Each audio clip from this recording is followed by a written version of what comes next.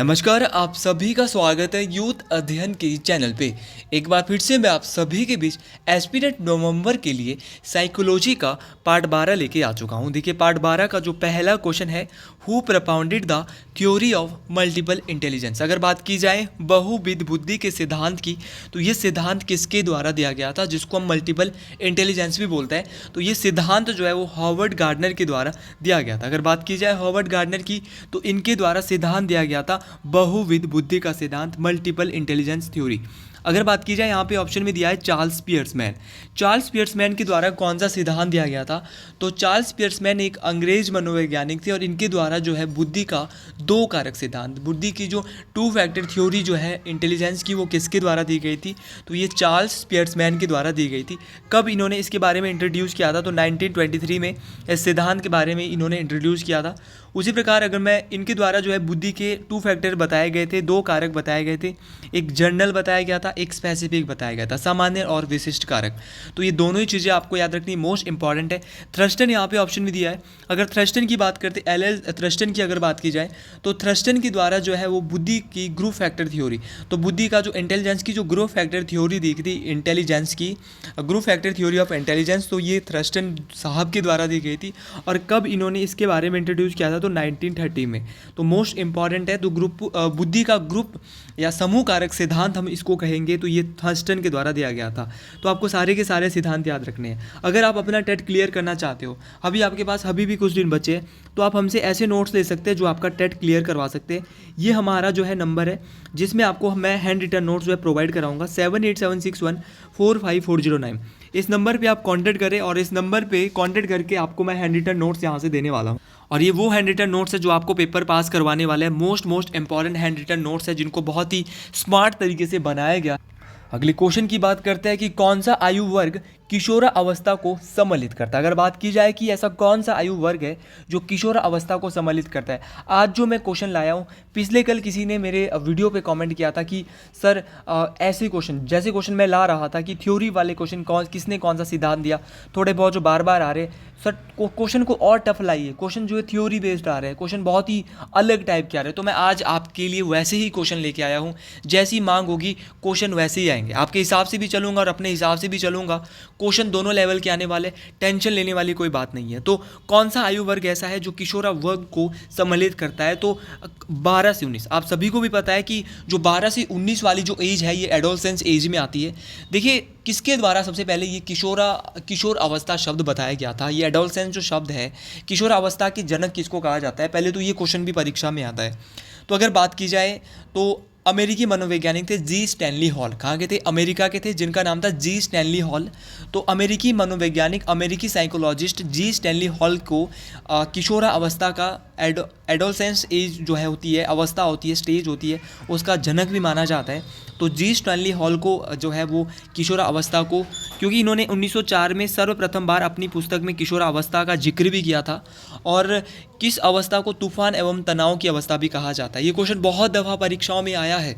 तो तूफान एवं तनाव की जो अवस्था है वो भी किशोरा अवस्था को ही कहा जाता है। ये क्वेश्चन आपको याद रखना है, मोस्ट इंपॉर्टेंट शब्द ये क्वेश्चन रहने वाला है कि तूफान एवं तनाव की अवस्था कौन सी है? तो तूफान एवं तनाव की जो अवस्था है वो एडोलसेंस है, आपकी किशोरा अवस्था है। किशोरा अवस्था जो स्टेज है, एडोलसेंस स्टेज है। अगर बात करते हैं एडोलसेंस, ये जो अंग्रेजी में किशोर अवस्था को क्या कहते हैं? एडोलसेंस कहते हैं।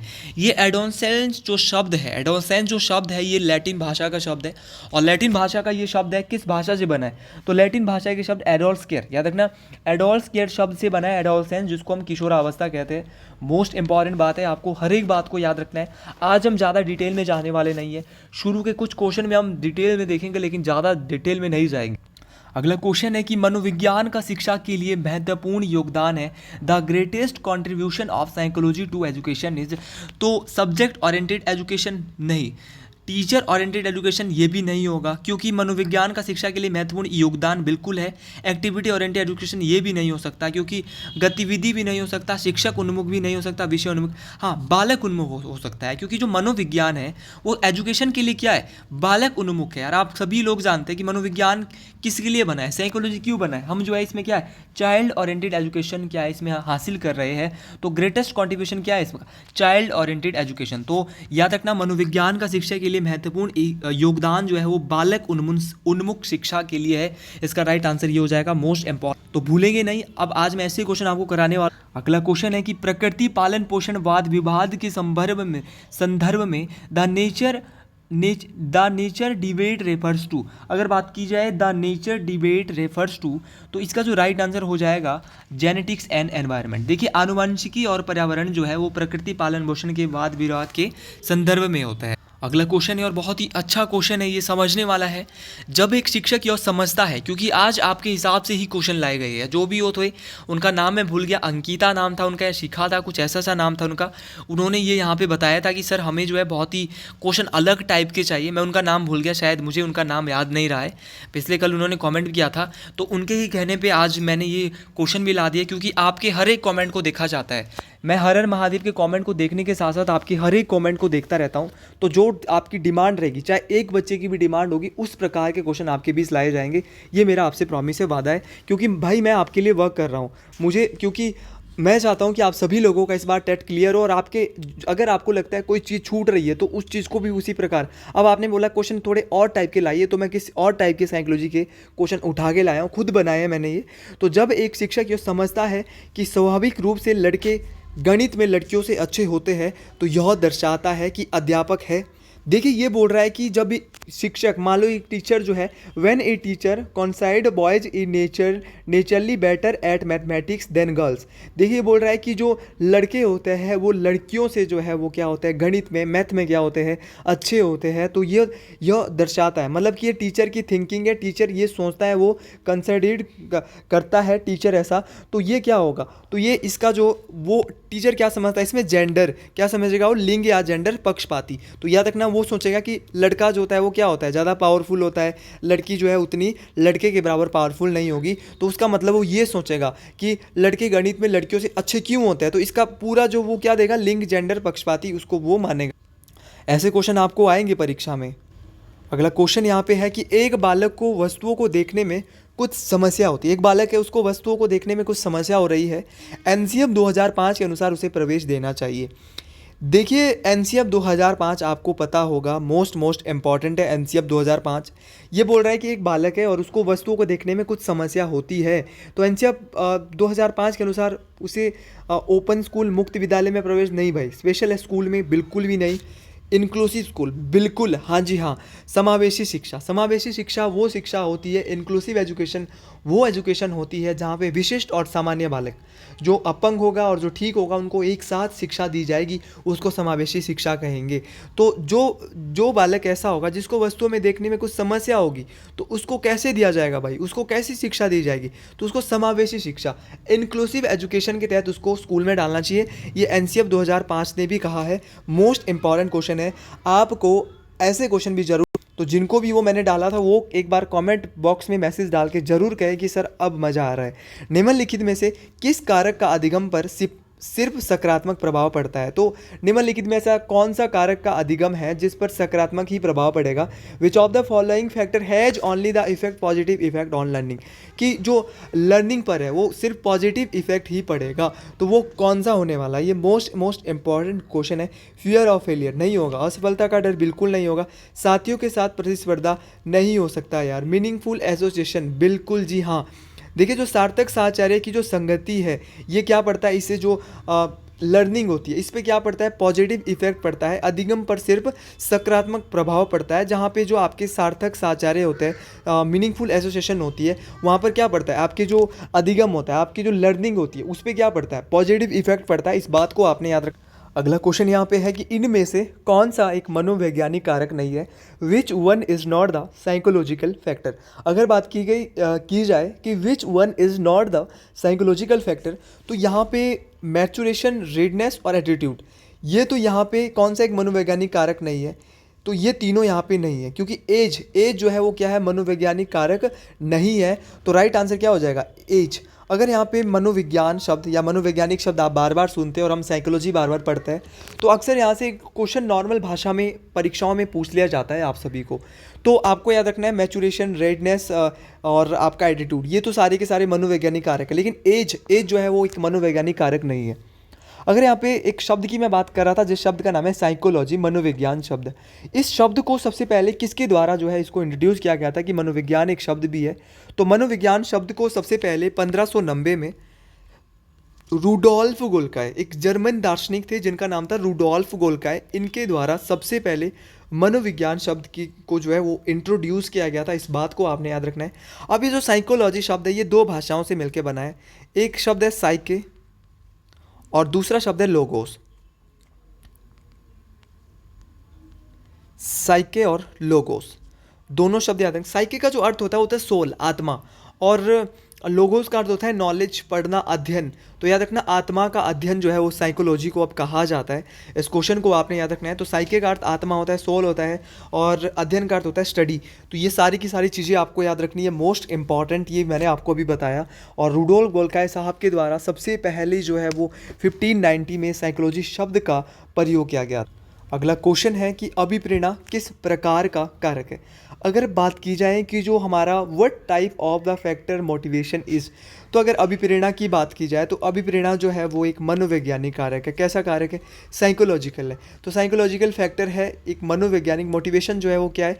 एक साइकोलॉजिकल फैक्टर है। तो ऑप्शन सी जो है इसका बिल्कुल राइट आंसर हो जाएगा, मनोवैज्ञानिक कारक। तो ये बिल्कुल सही हो जाएगा यहाँ से। तो आपको क्योंकि जो शारीरिक नहीं होगा, सामाजिक भी नहीं होगा, कल्चरल भी नहीं होगा, लेकिन अभिप्रेरणा, मोटिवेशन एक कैसा है? मनोवैज्ञानिक। हाँ बिल्कुल जी, साइकोलॉजिकल। अगली क्वेश्चन की बात करते हैं कि who established first psychological laboratory in Leipzig university Germany. देखिए प्रथम मनोविज्ञान की प्रयोगशाला की स्थापना लिप्जिंग विश्वविद्यालय में किसके द्वारा की गई थी। देखिए अंग्रेजी वाले बच्चों को अब दिक्कत नहीं आएगी क्योंकि मैं कोशिश करूंगा कि मैं अंग्रेजी में भी ज़्यादातर चीज़ें पढ़ाने की कोशिश करूं यहाँ से। तो प्रथम मनोविज्ञान की जो प्रयोगशाला है वो कहाँ पर खोली जाती है? अगर बात की जाए प्रथम मनोविज्ञान की प्रयोगशाला की, तो ये जर्मनी की लिप्जिंग में, ये तो क्वेश्चन में ही बता दिया है किसके द्वारा खोली गई और कब खोली गई थी। तो ये 1879 में आधुनिक मनोविज्ञान के जनक। देखिए क्वेश्चन एक और बन रहा है, मॉडर्न साइकोलॉजी के फादर, आधुनिक मनोविज्ञान के जनक कौन है? William wound.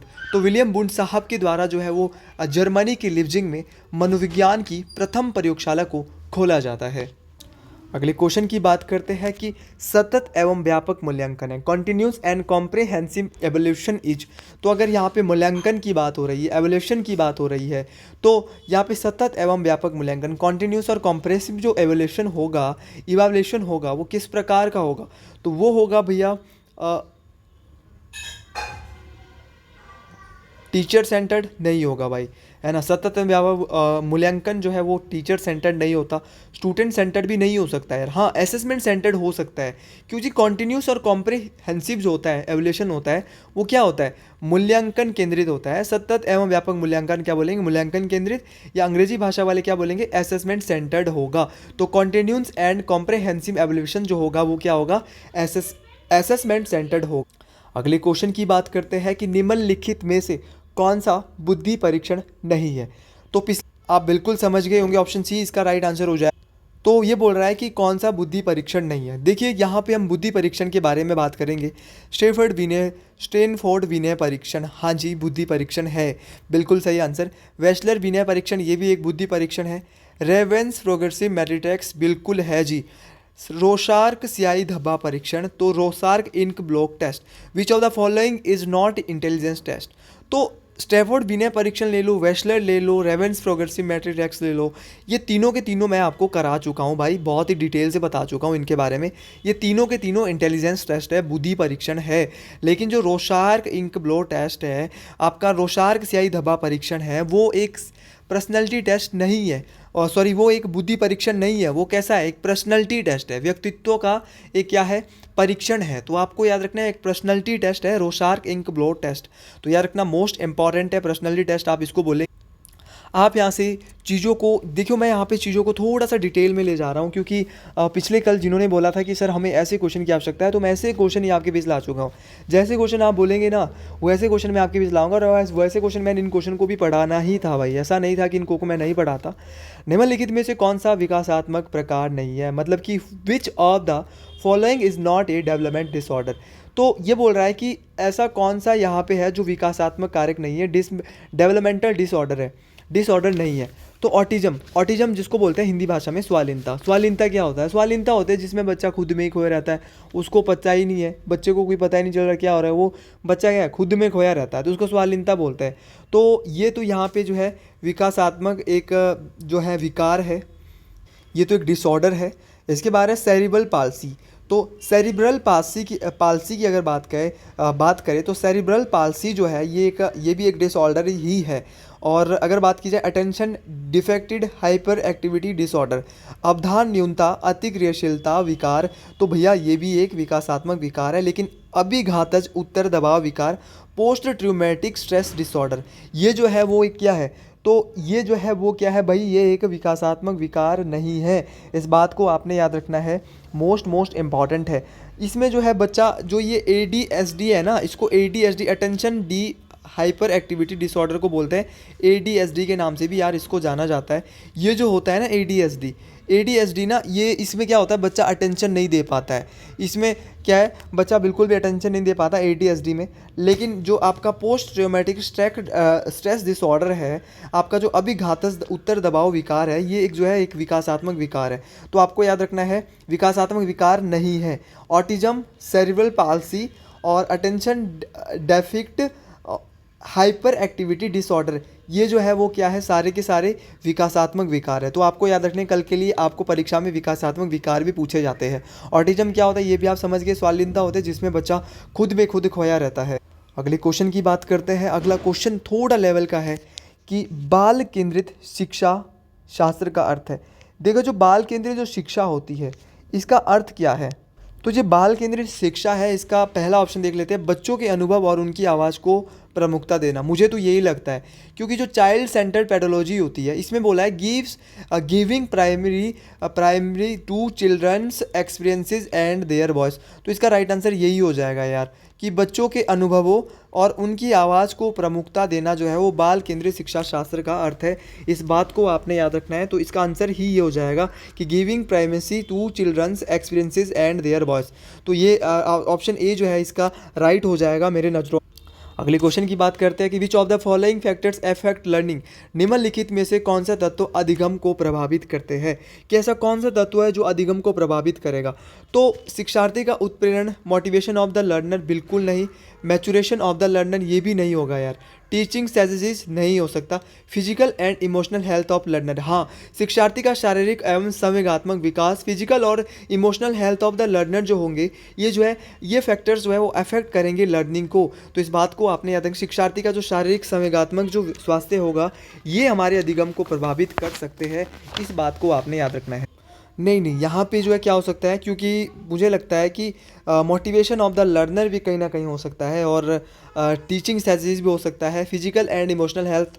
मेरे को लगता है ये सारे ही सही है भाई, ये सारे के सारे जो है क्या है सही है, लेकिन इन्होंने अब पता नहीं कैसे सारे सही दे दिए। हाँ, ये इसका आंसर नीचे दिया था क्वेश्चन पेपर, मैंने देखा नहीं है। हाँ, तो इसके जो option A B C D सारे सही हो जाएंगे। मोटिवेशन ऑफ लर्नर भी सही है, मैचुरेशन ऑफ द लर्नर भी सही है, टीचिंग स्ट्रेटजीज भी सही है। देखो भाई, शिक्षण का उत्प्रेरण भी होगा, परिपक्वता भी होगी, युक्तियाँ भी होगी, और शिक्षार्थी का शारीरिक एवं संवेगात्मक स्वास्थ्य भी हो। अगले क्वेश्चन की बात करते हैं कि निम्नलिखित में से कौन सा आयु वर्ग उत्तर वाले अवस्था वर्ग में आएगा। विच of the following age groups fall under the letter childhood category. तो लेटर चाइल्डहुड कैटेगरी की अगर बात की जाए तो लेटर चाइल्डहुड कैटेगरी में जो है वो 6 से 11 साल के जो है आयु वर्ग के बाल्यावस्था में जो लोग आएंगे वो आएंगे 6 से 11 साल के। तो याद रखना है कि जो हमारी उत्तर वाली अवस्था होती है इसमें 6 से 11 साल के जो है वो क्या आते हैं, बच्चे आते हैं। अगले क्वेश्चन की बात करते हैं, बालक जिनकी बुद्धि लब्धि 140 से अधिक होती है उन्हें इस वर्ग में वर्गीकृत किया जाएगा। मतलब कि जिनका IQ, the children was IQ is above 140 will be categorize in the category. तो जिनका जो है वो 140 से ज़्यादा जो है क्या होगा, IQ होगा, वो किस श्रेणी में आएंगे। तो मैं आपको एक बार पहले भी बता चुका हूँ, क्योंकि मेंटल रिटेर्ड नहीं आएंगे, नॉर्मल भी नहीं आएंगे, इडियट भी नहीं आएंगे। तो मेरा मानना है ये वो होंगे प्रतिभाशाली बालक, जिनका IQ जो है वो क्या होगा 140 से अधिक होगा, तो वो होंगे प्रतिभाशाली जीनियस बालक। अब अगर IQ की बात की जाए तो IQ का जो फॉर्मूला होता है मेंटल एज बटे में क्रोनोलॉजिकल एज गुणा में लगा देते हैं हम लोग 100। तो क्वेश्चन कोई सा भी हो, आपने हड़बड़ाना नहीं है, हर एक क्वेश्चन आपका है। अगले क्वेश्चन की बात करते हैं कि बुद्धि के बहुबुद्धि सिद्धांत के प्रतिपादक कौन है। ये क्वेश्चन तो भाई पहले भी हो गया है। तो बुद्धि के जो बहुबुद्धि जो मल्टीपल इंटेलिजेंस थ्योरी के जो ये दी गई थी हार्वर्ड गार्डनर साहब के द्वारा। और अगर बात की जाए यहाँ से, हार्वर्ड गार्डनर हो गया, साथ साथ में यहाँ पे थॉर्नडाइक दिया है। थॉर्नडाइक के द्वारा जो है वो परिवर्तन एवं भूल का सिद्धांत दिया गया था, ट्रायल एंड एरर थ्योरी दी गई थी। उसी प्रकार फर्स्ट अल्फ्रेड बिने के द्वारा दिया गया था फर्स्ट इंटेलिजेंस टेस्ट, बहुत इंपॉर्टेंट है ये फर्स्ट इंटेलिजेंस टेस्ट, थॉर्नडाइक साहब के द्वारा दिया गया था। उसी प्रकार यहाँ पे आज का अंतिम क्वेश्चन है कि प्रयत्न एवं भूल का सिद्धांत किसके द्वारा दिया गया था। तो प्रयत्न एवं जिसको बोलते हैं the principle of trial and error theory, तो ये थॉर्नडाइक साहब के द्वारा दी गई थी ट्रायल एंड एरर थ्योरी। और फर्स्ट इंटेलिजेंस टेस्ट विनय के द्वारा दिया गया था। कोहलर साहब के द्वारा क्या दिया गया था, ये आप कमेंट बॉक्स में बताएंगे। और पेवलव साहब के द्वारा दी गई थी क्लासनिंग कंडीशनिंग थ्योरी। तो क्लासिकल कंडीशनिंग थ्योरी जो दी गई थी ये पेवलव साहब के द्वारा दी गई थी। और प्रयास एवं प्रयत्न एवं भूल का जो सिद्धांत जिसको हम ट्रायल एंड एरर थ्योरी बोलते हैं, ये दी गई थी थॉर्नडाइक के द्वारा। आज का अंतिम क्वेश्चन है कि डिसलेक्सिया किससे संबंधित है। अगर डिसलेक्सिया की बात की जाए तो ये रीडिंग डिसऑर्डर से संबंधित है, पठन विकार से संबंधित है। देखिए इसमें क्या होता है, डिसलेक्सिया में हमें जो है शब्दों को पढ़ने में मुश्किलें आती है और ये आपको याद रखना है। उसी प्रकार जिस प्रकार डिसलेक्सिया है उसी प्रकार डिस्ग्राफिया भी है। डिस्ग्राफिया क्या होता है मित्रों, तो डिस्ग्राफिया होता है जिसमें हमें लिखने में जहाँ पे हमें जो है वो वर्तनी में जो क्या आती है, दिक्कत आती है। तो आपको याद रखना है डिस्ग्राफिया क्या होता है, जहाँ पे हमें लिखने में दिक्कत आएगी। उसी प्रकार होता है डिसकैलिकुलिया, ये तीनों ही पूछे जाते हैं। तो डिसकैलिकुलिया, देखो कैलिकुलिया पीछे आ रहा है, कैलिकुलिया जैसे कैलकुलेटर भी आप बोल सकते हैं। तो कैलिकुलिया का मतलब है जिसमें हमें गणित संबंधी मैथमेटिकल डिसऑर्डर जहाँ पे हमें होगा उसको क्या बोलेंगे, डिसकैलिकुलिया बोलेंगे। जहाँ पे हमें जो है वो क्या होगी, राइटिंग प्रॉब्लम होगी तो वो डिसग्राफिया होगा। और डिसलेक्सिया का होगा जहाँ हमें पढ़ने में दिक्कत आएगी, रीडिंग डिसऑर्डर होगा, पठन विकार होगा। तो इस बात को आपने याद रखना है। तो ये थी हमारी आज की वीडियो। ज़्यादा डिटेल में तो हमने बात नहीं की, लेकिन जितने भी क्वेश्चन लाए थे वो एक अच्छे लेवल के थे। ऐसे क्वेश्चन भी परीक्षा में हाँ ज़रूर पूछे जाते हैं, जिसने भी बोला था। लेकिन मैं ऐसे क्वेश्चन लास्ट के 5 दिन लाना चाहता हूँ, क्योंकि लास्ट के 5 दिन ऐसे क्वेश्चन ज़्यादा याद रहते हैं मित्रों। तो आप मेरे पे विश्वास करें और अगर वीडियो अच्छी लग रही है तो अधिक से अधिक लोगों तक शेयर करें, लाइक करें, सब्सक्राइब करें और वीडियो को व्हाट्सएप में स्टेटस लगाएं। और अगर वीडियो अच्छी लगी हो तो कमेंट बॉक्स में ज़रूर लिखें हर हर महादेव। तो आज के लिए इतना ही, मिलते हैं अगली वीडियो में। हर हर महादेव, जय शंभू, जय माँ भगयानी।